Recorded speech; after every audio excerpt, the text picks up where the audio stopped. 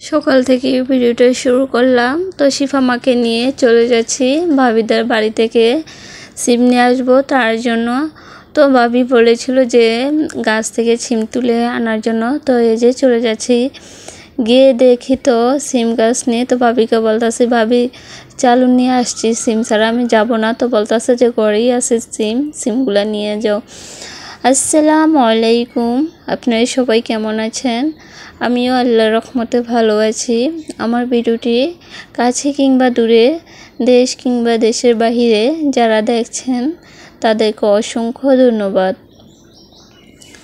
তো ভাবি সিম রান্না করে খাবে না, তার জন্য নিয়ে আসলাম। তো আজ সিম তরকারি রান্না করব। হঠাৎ করে তরকারির দামটা বেড়ে গিয়েছে, বুঝতেও পারছি না কেন তো দাম বেড়েছে। যাই কিনা 80 টাকা 100 টাকার নিচে কোনোই তরকারি নেই। তো এই যে ঢেঁড়সগুলো ভাজি করে নিচ্ছি। তো বাবা ঢেঁড়স নিয়ে আসছে আজ, তো অর্ধেক ঢেঁড়স ভাজি করবো আর অর্ধেক রেখে দিয়েছি। আমার ভিডিওটি যদি ইউটিউব চ্যানেল থেকে দেখে থাকেন প্লিজ সাবস্ক্রাইব করে পাশে থাকবেন। আর পুরাতন আপু ভাইদেরকে অসংখ্য ধন্যবাদ। কি বলুন তো, মোবাইলটা মনে হয় আস্তে আস্তে যায় অবস্থা এরকম হয়ে যাচ্ছে।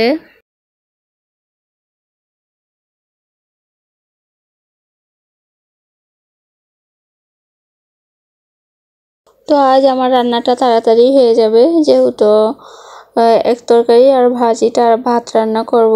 তো আগের ডাল আছে, তো আজ আর ডাল রান্না করব না, নাই প্রতিনিয়ত আমার ডাল রান্না করতে হয় শিফা মার জন্য।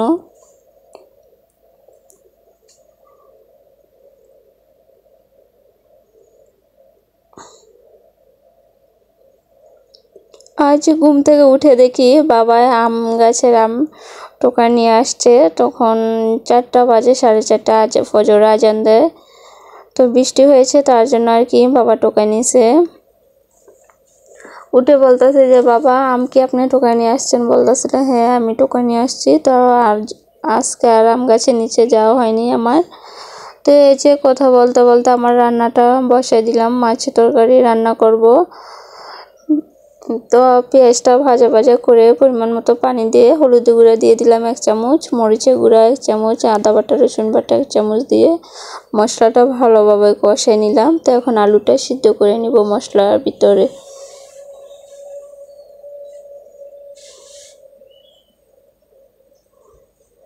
তো এই যে ঢাকনা দিয়ে ঢেকে দিলাম তরকারিটা। তো কিছুক্ষণ পর ঢাকনাটা উঠিয়ে নিলাম। এদিকে আবার শুনতেছি ভাইয়ার নাকি 1000 টাকা হারিয়ে ফেলছে।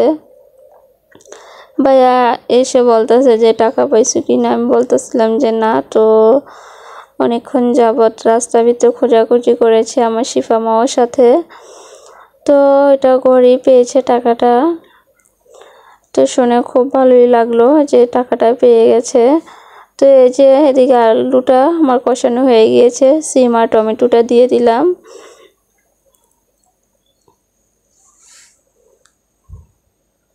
তো এটা ঢাকনা দিয়ে ঢেকে দিলাম। ঢাকনাটা উঠিয়ে কিছুক্ষণ পর নাড়াচাড়া দিয়ে দিব।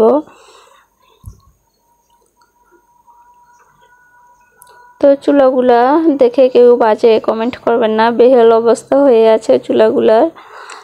আমি তো লেপা পোছা জানি না, আমার শাশুড়ি মাই চুলা লেপে দেয়। তো শাশুড়ি মা তো বাড়িতে নেই, তার জন্য চুলার এই অবস্থা। তো এই যে তরকারিটা ভালোভাবে কষিয়ে নিয়েছি। এদিকে পরিমাণ মতো ঝোল দিয়ে দিলাম, যেন তরকারিটা হয় ওই পরিমাণেরই ঝোল দিলাম। আমার ভিডিওটি যদি ফেসবুক পেজ থেকে দেখে থাকেন প্লিজ ফলো দিয়ে পাশে থাকবেন।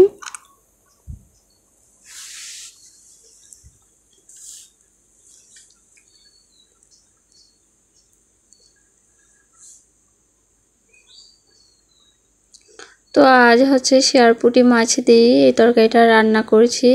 তো শিফা মার জন্য এদিকে আবার শিং মাছ দিয়ে দিলাম।